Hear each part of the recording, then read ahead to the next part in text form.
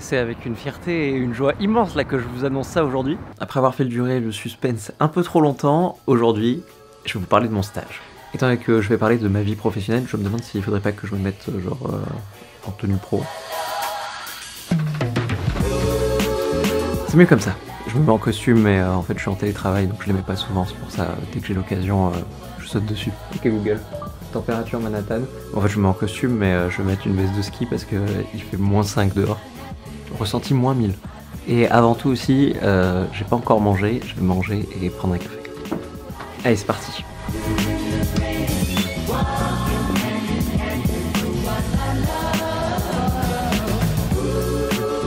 On va tout là-bas.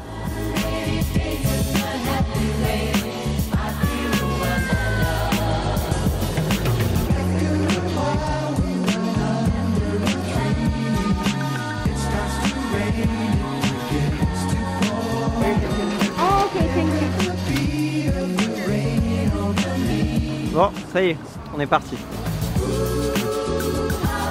En fait voilà, je suis stagiaire au service presse et communication de la représentation permanente de la France auprès des Nations Unies. Voilà, même si j'ai un badge ONU, en fait je travaille pas exactement pour l'ONU, en fait je travaille pour le ministère de l'Europe et des Affaires étrangères du gouvernement français. Bon, ça vous devez le reconnaître, c'est le bâtiment le plus iconique de l'ONU, en fait c'est le bâtiment du secrétariat général. Petite anecdote, celui qui a designé du coup le bâtiment du secrétariat général, c'est le Corbusier. Et juste ici là, c'est le bâtiment de l'Assemblée générale. Mais alors, comme je vous ai dit, je travaille pas pour l'ONU, je travaille pour la représentation permanente de la France auprès des Nations Unies. C'est là où il faut que je vous explique qu'est-ce que c'est une représentation permanente.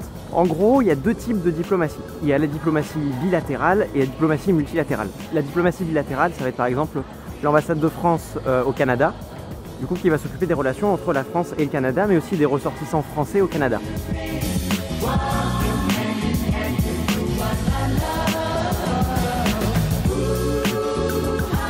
Une représentation permanente, en fait, c'est une ambassade, mais non pas auprès d'un pays, auprès d'une organisation internationale. Ça va donc pas être des relations entre deux États, mais des relations avec l'organisation internationale, en l'occurrence ici pour moi c'est l'ONU, mais aussi tous les autres États membres qui font partie des Nations Unies. Des représentations permanentes, il y en a partout, il y en a même plusieurs pour l'ONU, il y en a une à Nairobi, à Genève, à Vienne, mais il y a aussi d'autres représentations permanentes de la France auprès d'autres organisations internationales comme l'OTAN ou l'Union Européenne par exemple. Donc la RP, elle n'est pas dans le bâtiment de l'ONU, elle est dans ce grand bâtiment, au 47e étage.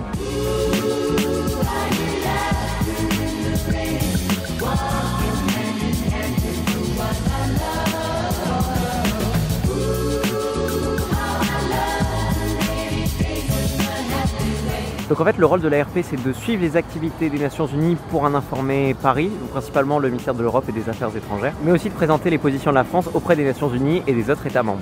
La France c'est pas n'importe quel pays, c'est un des pays du P5, c'est-à-dire un des 5 membres permanents du Conseil de sécurité. Donc voilà, c'est pas n'importe quoi quand même.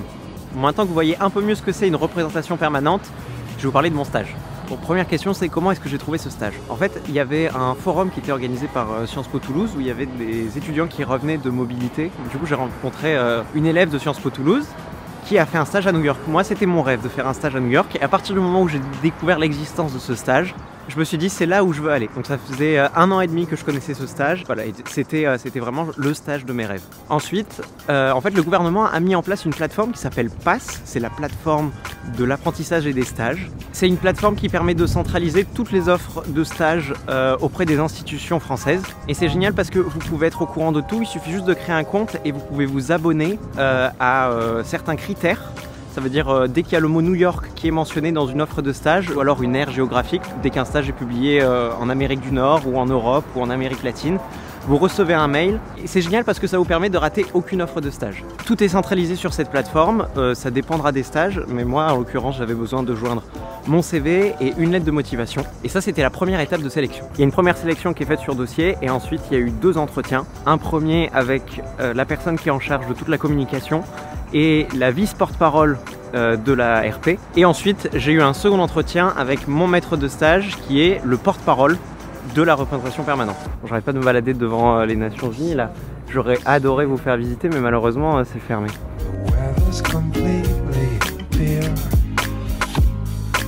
fly to the southern fear. Voilà, maintenant je suppose que c'est ce qui vous intéresse le plus, c'est qu'est-ce que je fais concrètement pendant mon stage. Je suis au service presse et communication. En fait, c'est le service qui fait le lien entre les activités de l'ARP et l'extérieur, que ce soit les journalistes ou le grand public.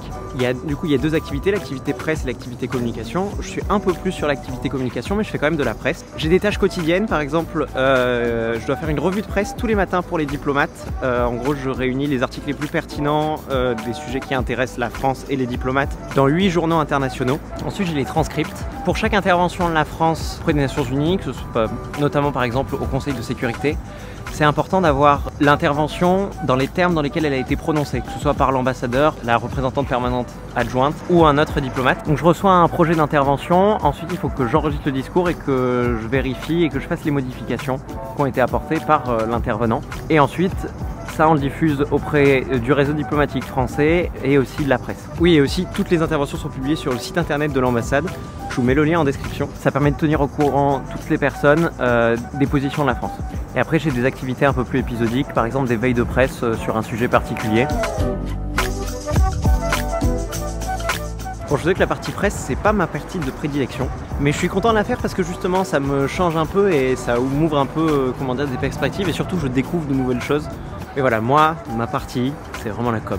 Donc comme je vous l'ai dit, la France, c'est pas n'importe quel pays auprès des Nations Unies et l'ambassade dans laquelle je travaille, c'est pas non plus n'importe laquelle des ambassades. Dans le réseau diplomatique français, on est le deuxième compte Twitter le plus suivi juste après le ministère de l'Europe et des Affaires étrangères. Et parmi les autres missions aux Nations Unies, on est la deuxième la plus suivie aussi sur Twitter, juste après celle des États-Unis. Et on est aussi la deuxième plus suivie sur Facebook, juste après celle des États-Unis. Donc voilà, mon rôle, c'est de participer à l'élaboration des stratégies de communication et aussi de préparer les publications sur les différents comptes. Pour Facebook, on fait un post par jour. Pour Instagram, on publie un peu moins. Pour Twitter, je m'occupe uniquement de la partie visuelle. Ça veut dire que concrètement, je fais des visuels, je rédige des posts et aussi je monte des vidéos. Et je fais aussi quelques vidéos, mais c'est plus rare à cause du Covid. Oui, parce qu'en fait, mon stage se déroule quasiment en intégralité à distance et j'ai droit à quelques exceptions justement pour aller tourner des vidéos. Je vous invite notamment à aller voir la vidéo de fin d'année. J'ai beaucoup travaillé là-dessus avec la personne qui est en charge de la communication. Je suis allé tourner à la mission, c'était la meilleure journée que j'ai jamais faite. Et je vous invite surtout à vous abonner aux différents comptes de la mission, que ce soit sur Twitter, @FranceONU, Instagram, @FranceONU et Facebook, La France à l'ONU. Voilà, je trouve que c'est vraiment un super moyen de s'informer des activités de la France et même en soi de l'actualité auprès des Nations Unies ou dans le monde. Et on travaille énormément sur tout ça. Si même on pouvait arriver à 10 000 abonnés sur Instagram, sur le compte @FranceONU, voilà, c'est mon objectif que je me suis fixé. Je compte sur vous. @FranceONU. Voilà, c'est grosso modo tout ce que je fais dans mon stage. Et maintenant la question, est-ce que ça me plaît ? Je vais pas vous mentir, hein. C'est la première fois de ma vie où je me lève tous les matins avec le bonheur et l'envie en fait d'aller travailler. J'ai jamais travaillé de ma vie, c'est le premier stage que j'ai fait, c'est le premier auquel je postule. Alors, je suis l'homme le plus chanceux du monde, ça je vous l'accorde. L'équipe est jeune, elle est dynamique, elle est à l'écoute. C'est de la diplomatie, c'est super intéressant et je pense que je me serais moins plu dans une ambassade bilatérale. Là, en fait, on a une amplitude de sujets qui est tellement immense grâce aux Nations Unies. Et en plus, c'est les Nations Unies, je sais pas, il y a quelque chose de magnifique, je sais pas, il y a du prestige là-dedans. Et bon, vous le savez, ça fait plus de 8 ans que je fais de la vidéo maintenant, que je fais de la com, on va dire, de manière un peu amateur, par-ci par-là. Mais c'est vraiment ce que j'aime. Et bon, je fais des études de sciences politiques, j'aimerais bien m'orienter un peu plus vers la communication. Et là, en fait, j'ai trouvé quelque chose à la jonction des deux. Je pouvais pas trouver mieux comme stage. C'était vraiment le stage de mes rêves. J'en ai rêvé pendant presque 2 ans. Et surtout, j'ai New York aussi. On n'est pas n'importe où. On est à New York. C'était le rêve de ma vie. Je pense que je l'ai assez dit sur cette chaîne. Si je suis ici, je le dois aussi à ce stage. Parce qu'on peut pas venir aux États-Unis en ce moment. Et c'est parce que je travaille dans une ambassade que j'ai pu avoir un visa diplomatique. C'était mon seul moyen en fait de venir ici pendant la pandémie. Et puis surtout, je travaille dans le domaine que j'aime, dans la communication, dans la création, dans l'audiovisuel. Certes, les conditions sont compliquées à cause du Covid, je peux pas tourner autant de vidéos que je le voudrais, mais je fais quand même ce qui me plaît, et ça n'a pas de prix. Et c'est pour ça que tous les matins je me lève avec cette envie d'aller travailler. Faut que je le dise aussi, c'est une charge de travail assez importante, peut-être parce que je m'investis beaucoup aussi. Ça me gêne pas de travailler plus, et surtout de m'investir à ce point, parce que c'est quelque chose qui me plaît, et j'adore apprendre, j'adore les études. Là, c'est la première fois que je travaille, donc c'est un peu différent pour moi. qu'est-ce que j'aime ça? Probablement parce que c'est un domaine qui me passionne. Et là, il y a tellement d'enjeux. C'est la France, c'est la politique étrangère de la France et c'est aussi les Nations Unies. Vous voyez, il y a cette idée d'enjeu, de dynamisme. C'est extrêmement stimulant en fait comme milieu. Bon, évidemment, là, je suis en 3e année de licence. Je n'ai même pas commencé mon master. Les choses peuvent évoluer. Mais si je pouvais revenir travailler au service presse et communication de la mission après mes études, ben là pour l'instant c'est, comment dire, un des petits rêves de ma vie, c'était ce stage. Mon prochain objectif, c'est travailler dans le service presse et communication de la représentation permanente de la France auprès des Nations Unies. Ça faisait longtemps que je voulais faire cette vidéo, ça me tient beaucoup à cœur parce que pour moi c'est l'aboutissement de milliers d'heures de travail sur mon ordi, à monter des vidéos, à regarder des vidéos, à essayer d'apprendre. Et je me suis accroché et voilà où j'en suis aujourd'hui et je suis, sans rire, je suis l'homme le plus heureux du monde. Je suis dans la ville de mes rêves, je fais le stage de mes rêves et je fais ce que j'aime. Et ça n'a pas de prix. Vous allez dire que je suis pas objectif. Pour moi, bon, voilà, le seul petit bémol pour moi, mais c'est lié au Covid. C'est même pas lié au stage. C'est que c'est une grande ambassade. Il y a 80 personnes qui travaillent. Les gens sont super intéressants. Et ce qui me manque, c'est peut-être juste cette histoire de contact humain. Peut-être pouvoir tourner plus, peut-être pouvoir rencontrer plus de personnes. Mais même ça, je considère que c'est pas grave parce que je suis là où je voulais être et je fais ce que je veux faire. Alors. Ok, c'est pas pour me la péter, mais en plus, j'ai fait des visuels qui ont été tweetés du coup par la mission et qui ont ensuite été retweetés par exemple par le compte des Nations Unies. C'est incroyable. Il y a aussi quelques autres trucs sur lesquels j'ai travaillé qui ont été repartagés par le ministère. Je sais pas comment dire, mais c'est une sorte de reconnaissance de son travail et je sais pas, mais ça fait du bien et en fait ça me conforte dans l'idée.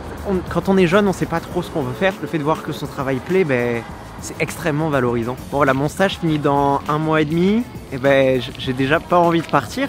Je veux pas. Je sais pas, c'est vraiment quelque chose qui me plaît et je m'investis énormément. C'est pour ça que je vous invite vraiment à suivre les réseaux sociaux sur Twitter, Instagram et Facebook. Parce que voilà, ça compte beaucoup pour moi. Et je pense que c'est là, je suis en train de vivre la meilleure période de ma vie. Pour l'instant, évidemment. Mais la meilleure période quand même.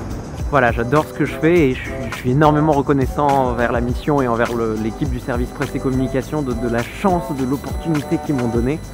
Et ça, je vous serai reconnaissant toute ma vie. Et voilà, je vous l'ai dit, j'espère que dans 3, 4, 5 ans, je pourrai venir travailler au service presse et communication.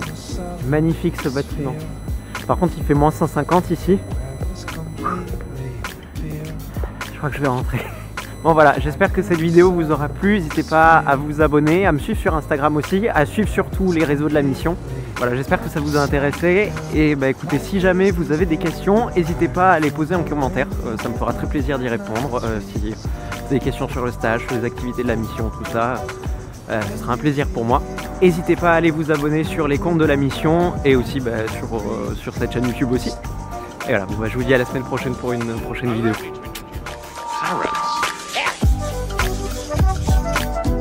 Je suis vraiment heureux d'avoir fait cette vidéo parce qu'elle compte énormément pour moi, parce que c'est vraiment avec fierté que je la fais, parce que c'est vraiment l'aboutissement de...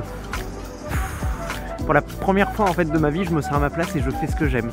Et c'est pour ça que c'était important et voilà, je vous dis à la semaine prochaine pour une prochaine vidéo.